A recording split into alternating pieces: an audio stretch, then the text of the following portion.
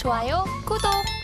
저는 2차 전지 쪽, 특히 셀업체 쪽을 보시면 좋을 것 같은데요. 물론 제가 이제 지금 말씀드리는 게 2차 전지 셀 업체가 이대로 예전의 시세를 계속해서 내줄 수 있을 거라는 부분은 아니지만 지금 반도체도 노이즈가 굉장히 많은 상황이고, 그리고 지금 바이오도 오늘 여러 가지 보면은 생물보안법 관련돼서 좋은 소식이 계속 나오는데도 불구하고 지금 약간의 고가권에 대한 피로도가 상당히 좀 있는 것 같아요. 그래서 쉬어가는 구간들이 나와주고 있는데, 물론 하반기 때 바이오 관련된 종목들 하락세가 좀 진정되고 어느 정도 횡보 국면을 마치고 바닥이 좀 이제 고가권에서의 또 쉬어가는 흐름이 마무리된다라고 한다면 다시 한번 기회로 삼을 수는 있겠지만, 지금 현 시점에서 어디를 공략하면 좋을까라고 봤을 때는 저는 2차 전지 관련된 종목들이 그래도 좀 부담 없을 수 있다라고 보는데, 2차 전지 관련돼서는 내가 비중을 적게 장기적인 관점으로 모아가는 전략도 가능하고요.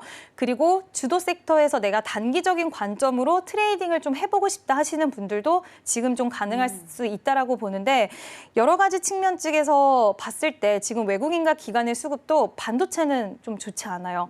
하지만 그 부분이 2차 전지 쪽으로 많이 흘러들어온 흐름들을 볼 수가 있고, CATL 쪽에서도 중국 쪽 배터리는 안전하지는 않다라고 회장이 또 이야기를 하기도 했습니다. 그렇게 되다 보면 우리나라 배터리 관련돼서 좀 신뢰성의 문제나 이런 것들이 더 올라갈 수도 있고, LG 에너지 솔루션이 리포트가 나왔는데 근데 좀 살펴보면 결국에는 중국의 관세 부과하고 이런 부분에서 반사 수혜에 대한 부분들이 향후에 계속 좋아질 거고, 탄소 규제에 대한 부분 강화되면 수주는 더 일어날 수밖에 없다라는 이야기가 나와줬는데, 얼마 전까지만 해도 2차 전지에 대한 시각은 부정적이었어요. 근데 물론 2차 전지는 전기차 자체의 판매량이 올라가야 되는 거는 맞지만 지금 시장의 여러 가지 흐름들로 봤을 때 많이 가격적인 빠져 있기 때문에 가격적인 메리트가 발생했다라는 거 첫 번째. 그리고 지금 독일에서도 원래는 전기차 보조금을 폐지를 했다가 너무 전기차 판매가 안 되다 보니까 부분적으로 부활을 한다라고 하더라고요.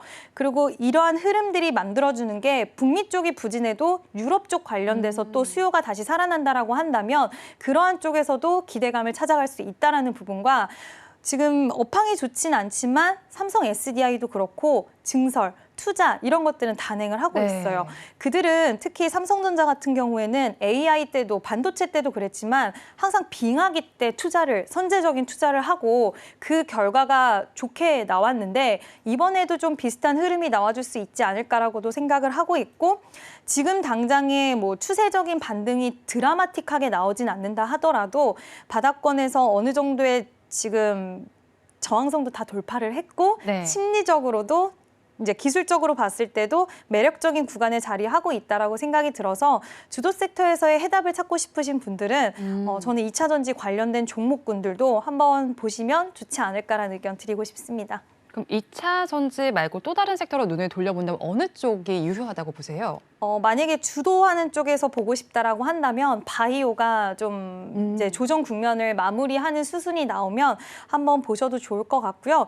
저는 미용 쪽이라든지 화장품 여전히 좋게 보는데, 너무 좀 이야기를 많이 드려서 제가 좀 요즘에는 얘기를 좀 안 하려고 하는 부분도 있었지만, 이번에 중국 쪽에서도 되게 안 좋은 거였는데 반인류적이다라는 얘기가 나왔던 게, 이제 시신에서 시신을 이제 도둑을 이제 훔쳐다가 시신에서 여러 가지를 이제 이식제를 뽑은 다음에 다시 만들어내서 그거를 납품을 했다라는 소식이 나와줬어요. 그래서 중국 내에서도 여러 가지 뭐 의약품적인 부분들, 그리고 보툴리늄 톡신, 우리가 보톡스라고 불리는 부분들, 이런 것들에 대해서 자국 나라의 의약품들을 굉장히 신뢰도가 많이 떨어졌다. 그래서 이 공백을 우리나라 기업들이 메울 수 있다라는 이야기도 나오고 있는 상황이고, 중국 쪽도 보툴리늄 톡신이라던가 이런 쪽 시장 파이가 굉장히 넓거든요. 미용 의료기기도 그렇고. 그래서 그 틈새 시장을 파고들 수 있다라고 우리나라 기업들이 생각도 들고, 또 워낙 수출이 잘 되고 있습니다. 수출 데이터가 한동안 살짝 꺾였다가 다시 반등 흐름이 강하게 나오고 있어서 저는 화장품과 미용 의료기기 쪽, 그리고 보툴리늄 톡신 쪽은 지속 관심 있게 좀 보셔야 된다라고 생각을 하고 있고요.